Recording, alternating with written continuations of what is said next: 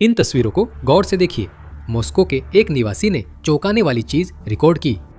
बिल्कुल सामने आप एक सुनहरी गुंबद वाली चर्च देख सकते हैं। सब कुछ शांत है, लेकिन दूर क्षितिज पर काले धुएं का एक स्तंभ ऊपर उठ रहा है और कुछ जल रहा है।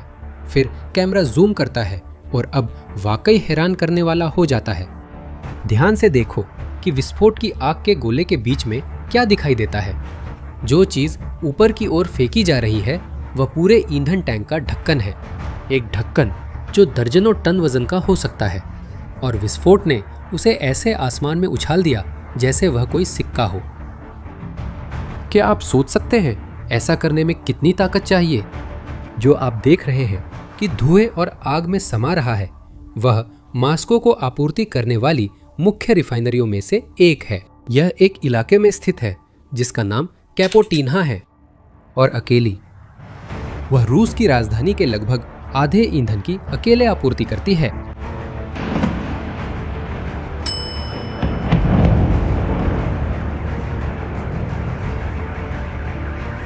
ये कोई आम इमारत नहीं थी जिसमें आग लगी थी। ये एक आवश्यक धमनी है, और यह कोई दुर्घटना नहीं थी। ये यूक्रेन था, जानबूझकर, सीमा से सैकड़ों किमी दूर। जब आप समझेंगे कि इस हमले के पीछे क्या है, तब आप समझेंगे कि यूक्रेन ने यह लक्ष्य क्यों चुना। पहले मैं आपको दिखाता हूं कि 3 दिन पहले क्या हुआ। कीव, 15 जून 2026। ये है पेचर्स्क लावरा, करीब 1000 साल पुराना एक मठ। ये ऑर्थोडॉक्स ईसाई धर्म के सबसे पवित्र स्थानों में एक है। इसमें आग लगी है क्योंकि रूस ने यूक्रेन की राजधानी पर एक ही रात में 70 मिसाइलें और 600 से ज्यादा ड्रोन से हमला किया। आग ने मुख्य गिरजाघर की छत को घेर लिया, जो इस पूरे परिसर का दिल है। 800 से ज्यादा वर्ग मीटर जल रहे हैं। भिक्षुओं और बचाव दलों ने एक मानव श्रृंखला बनाई जिसमें वे अवशेषों को हाथों हाथ पास करते रहे ताकि आग की लपटें पहुंचने से पहले जो बचाया जा सकता था उसे बचा ले।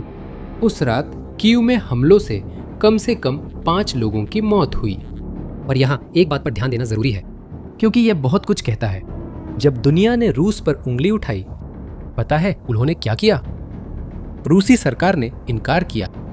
उन्होंने कहा कि नुकसान यूक्रेनी रक्षा मिसाइल के कारण हुआ था, जो गलत जगह पर गिर गई थी।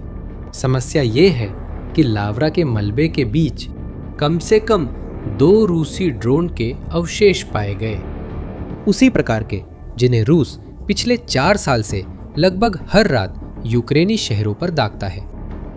लेकिन कहानी यहीं खत्म नहीं थी, क्योंकि यूक्रेन के राष्ट्रपति वोलोडिमिर ज़ेलेंस्की वो नष्ट हुई लावरा तक गए, उसे देखा और एक वादा किया। यह कोई लंबा भाषण नहीं था, यह लगभग एक ही वाक्य था। हम नहीं चाहते कि दुश्मन की वजह से यूक्रेन जल जाए, लेकिन अगर यूक्रेन जलता है तो तुम्हारी मॉस्को भी जलेगी।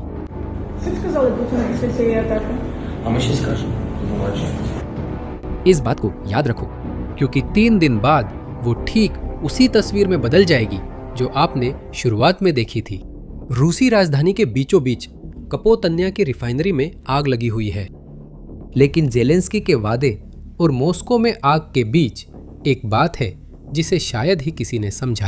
और यहीं से ये कहानी बदले से हटकर रणनीति पर आ जाती है, क्योंकि ध्यान दे कि यूक्रेन ने क्या नहीं किया।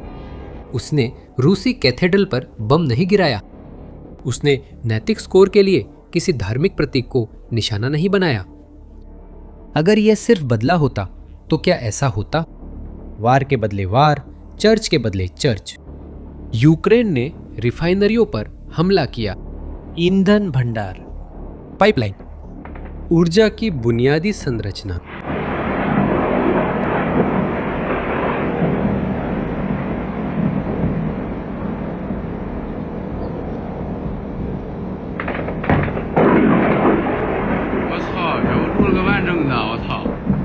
पहली नजर में ये कमजोर जवाब लगता है। एक कैथेड्रल के प्रतीकात्मक महत्व को तेल टैंक से बदलना, लेकिन यही वो गलती है जो सतही तौर पर देखने वाले करते हैं। ये गुस्से में उठाया गया तात्कालिक कदम नहीं है, इसका एक नाम है। यूक्रेन इसे रसद नाकेबंदी कहता है। यह रक्षा मंत्रालय का कार्यक्रम है जिसका मकसद रूसी बैकएंड पर संगठित हमला करना है।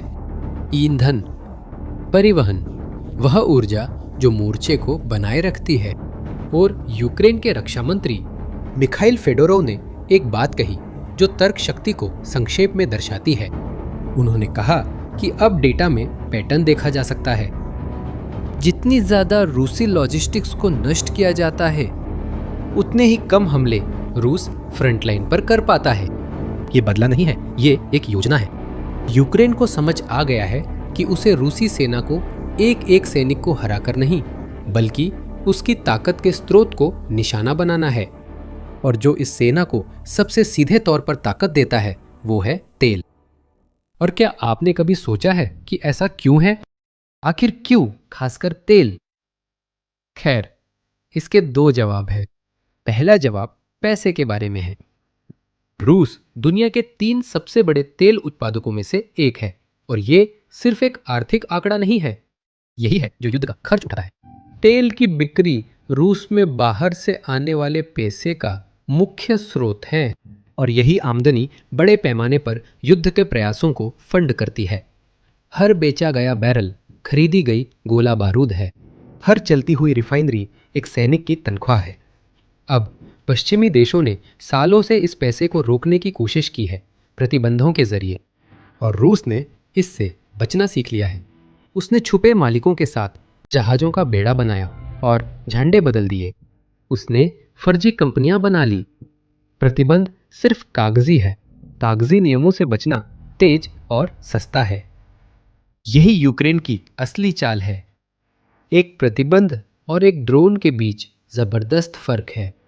जहाज का झंडा बदलना आसान है, लेकिन रिफाइनरी को फिर बनाना जो आग और विस्फोट से नष्ट हुई हो, वह धीमा काम है। यह महंगा है और खुद प्रतिबंधों की वजह से यहाँ तक कि मरम्मत के लिए आयातित पुर्जे भी नहीं मिल रहे हैं। दूसरे शब्दों में कहे तो यूक्रेन ने वह जगह ढूंढ ली है जहां रूस धोखा नहीं दे सकता। आप किसी प्रतिबंध को चकमा दे सकते हैं, लेकिन आप एक गड्ढे को चकमा नहीं दे सकते। लेकिन पैसे का प्रवाह रोकना, ये तो बस चाल का आधा हिस्सा है। दूसरा हिस्सा और भी ज्यादा ठोस है और वही अब आम रूसी की जिंदगी में आ रही है। पेट्रोलियम सिर्फ पैसा नहीं, रिफाइंड पेट्रोलियम से डीजल, पेट्रोल, कैरोसिन बनते हैं जो टैंक, ट्रक, हवाई जहाज चलाते हैं। एक सेना अपने टैंक में पैसे डालकर नहीं चलती, वो ईंधन से चलती है। और यहीं पर यूक्रेन की रणनीति कागज से निकलकर जमीन पर उतरती है। कब्जे वाले क्रीमिया में रूस समर्थित अधिकारियों ने पेट्रोल की राशनिंग शुरू की है, प्रति व्यक्ति 20 लीटर प्रतिदिन। उसके बाद वो भी नहीं, अब सिर्फ कूपन के साथ ही बेच रहे हैं। किलोमीटर लंबी कतारें।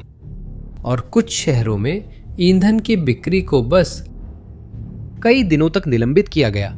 सोचिए इसका मतलब, एक इलाका जिसे रूस नियंत्रित करता है, जो एक सुरक्षित बैकअप होना चाहिए था, वहां पासवर्ड के साथ पेट्रोल बांटा जा रहा था जैसे कि भूखमरी का समय हो। और ये सिर्फ क्रीमिया तक सीमित नहीं है। खुद रूसी सेनाओं ने एक ऐसी बात मानी है जो सब कुछ बयां कर देती है कि ईंधन के ट्रक प्रायद्वीप तक नहीं पहुंच पा रहे थे क्योंकि सड़कें यूक्रेनी गोलाबारी की पहुंच में आ गई थी। आपूर्ति बस रुक गई। तेल की कमी की वजह से नहीं, बल्कि इसलिए क्योंकि ले जाना बहुत खतरनाक हो गया था। अब इसे मोर्चे से जोड़ो। यूक्रेन के आंकड़े एक पैटर्न दिखाते हैं। जितनी ज्यादा लॉजिस्टिक्स तबाह होती है, रूस उतना ही कम आगे बढ़ता है। हर मीटर और महंगा हो जाता है। पिछले अक्टूबर में रूसी सेना को हर वर्ग किलोमीटर कब्जाने के लिए करीब 67 सैनिकों की जान गंवानी पड़ी थी। अप्रैल में यह संख्या बढ़कर 169 हो गई थी। उसी जमीन के टुकड़े के लिए करीब 3 गुना अधिक मौतें हुई। ईंधन न मिलने पर मशीन रुक जाती है। तो सोचो ये कितना बड़ा है। आय को एक तरफ से काटा जा रहा है, दूसरी ओर गतिविधि रुकी है और दोनों स्तंभ साथ हिल रहे हैं। जो सवाल बचता है वो है, यूक्रेन इस वार को कितनी दूर तक ले जा सकता है? और जवाब, खैर, वह एक ही रात में आ गया, ठीक उसी जगह जहां रूस ने कसम खाई थी कि वह अछूता रहेगा। वापस मॉस्को चलते हैं। अब तो आप जानते हैं कि दांव पर क्या है ना? 17 से 18 जून की रात लावरा के 3 दिन बाद यूक्रेनी ड्रोन ने वो किया जिसे रूसी सरकार असंभव मानती थी। रूसी राजधानी 3 वायु रक्षा घेरों से घिरी हुई है। शहर के पास आने वाली चीजों को गिराने के लिए मिसाइलों की परतदार सुरक्षा है। इसे पूरे ग्रह की सबसे सुरक्षित जगहों में से एक माना जाता है। और ड्रोन निकल गए। इसे देखो, क्रेमलिन से 16 किमी दूर फिल्माया गया। ध्यान दो कि वह धुएं के बीच कैसे फिसलता है, जबकि रक्षा के रॉकेट उसके पीछे ऊपर जा रहे हैं। रिफाइनरी नीचे पहले से ही जल रही है और ड्रोन बस आगे बढ़ता है, सीधे लक्ष्य में गोता लगाता है।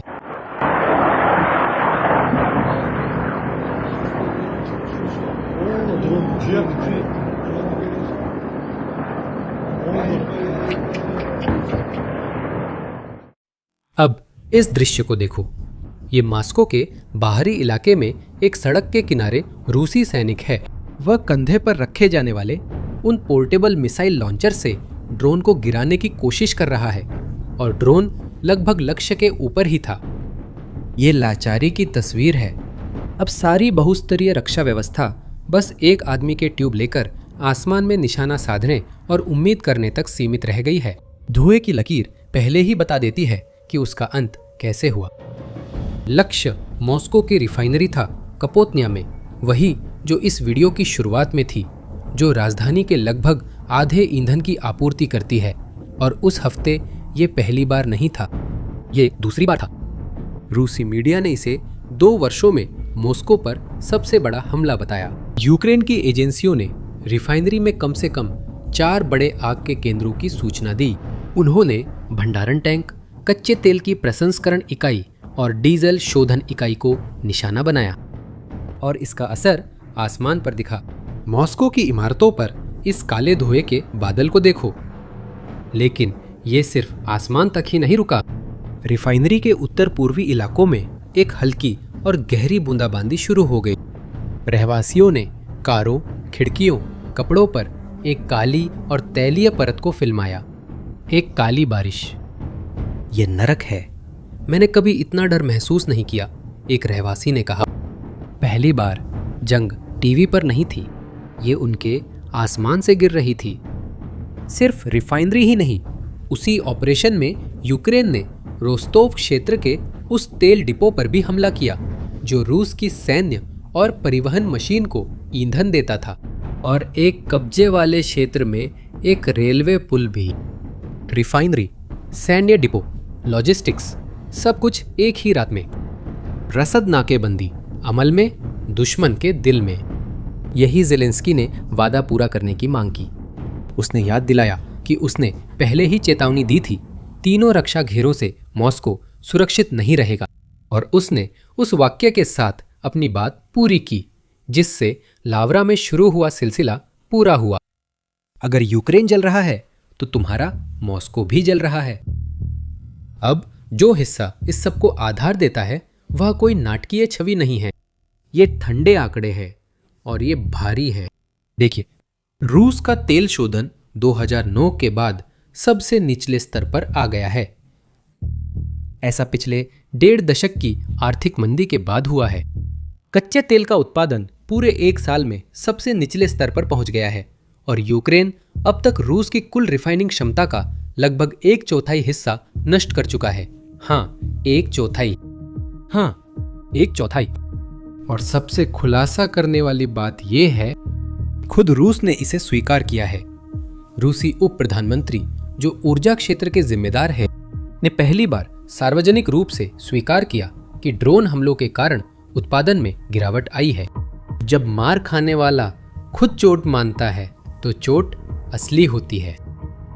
अब वापस उसी सवाल पर आते हैं। जो देश एक रात में 600 ड्रोन दाग सकता है, वही पेट्रोल पर कूपन से राशनिंग क्यों कर रहा है? अब आपके पास जवाब है, क्योंकि ये युद्ध के दो पहलू हैं। शोर, मिसाइलें, ड्रोन, जलती हुई गिरजाघर, यही सब दिखाई देता है। और चुपचाप घुटन, बंद पड़ी रिफाइनरी, न पहुंचने वाला ट्रक, पेट्रोल पंप पर लगी कतार, असल में यही सब फैसला करता है। और यही इस सब की सबसे गहरी बात है।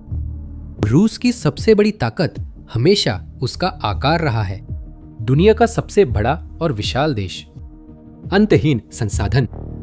लेकिन यूक्रेन ने इसे उल्टा करने का तरीका खोज लिया। ज्यादा इलाका मतलब ज्यादा सीमा बचानी है, ज्यादा रिफाइनरी मतलब ज्यादा निशाने सुरक्षित करने हैं। जब यूक्रेन के ड्रोन सैकड़ों किलोमीटर पहुंचते हैं, रूस की विशालता अब एक ढाल नहीं रह जाती। ये ऐसा नक्शा बनता है जिसमें इतने निशाने हैं कि उसके पास उनकी रक्षा के लिए पर्याप्त मिसाइलें नहीं होती। सच तो यह है कि यह दानव इतना बड़ा है कि वह अपने ही शरीर को ढक नहीं सकता। अब चलिए उस पहली रात पर लौटते हैं, लावरा वाली। दुनिया भर में जो तस्वीर फैली वह जलती हुई कैथेड्रल की थी। रूस अपनी ताकत दिखा रहा है। यूक्रेनी आस्था के सबसे पुराने प्रतीक पर हमला करना यह किसी हुक्म चलाने वाले का इशारा लग रहा था। शायद यह तस्वीर असल में उल्टा अर्थ रखती है। जिसे ताकत दिखाने के लिए चर्च जलाना पड़े, वो अंदर से अक्सर खोखला होता है। रूस के पास अब भी सबसे बड़ी सेना, शस्त्रागार और क्षेत्रफल है। लेकिन जब वह 1000 साल पुराने मठ पर मिसाइलें खर्च कर रहा था, यूक्रेन चुपचाप वही एक चीज काट रहा था जिसके बिना कोई भी सेना आगे नहीं बढ़ सकती। वो ऊर्जा जो इस सेना को चलाती है और वो पैसा जिससे इसका खर्च चलता है। एक तरफ एक तमाशा, ड्रोन, मिसाइलें, एक जलती हुई कैथेड्रल। दूसरी ओर एक रिफाइनरी की खामोशी जो बंद हो गई है। और ये जंग हर दिन और भी ज्यादा खामोशी से तय हो रही है, न कि तमाशे से। ये यही नहीं रुकेगा। हर हफ्ते यूक्रेन और गहराई में जा रहा है और रूस को अपनी रक्षा फैलानी पड़ रही है, जो अब सब कुछ कवर नहीं कर पा रही है। यही वो तरह की कहानी है जिसे मैं यहाँ चैनल पर करीब से फॉलो करता रहूँगा। तो अगर आप इस युद्ध को सच में समझना चाहते हैं, सिर्फ सुर्खियों से नहीं, तो सब्सक्राइब करें ताकि अगला अध्याय मिस ना हो। ज़ेलेंस्की ने कहा कि वो चाहते हैं कि आम रूसी समझें कि ये युद्ध पुतिन ही चला रहे हैं और जनता इसकी कीमत चुका रही है। तो मैं आपकी राय जानना चाहता हूँ, क्या आपको लगता है कि अर्थव्यवस्था को दबाने और शहरों को ईंधन के बिना छोड़ने की यह रणनीति रूसी जनता को युद्ध का बोझ महसूस कराने के लिए काफी है?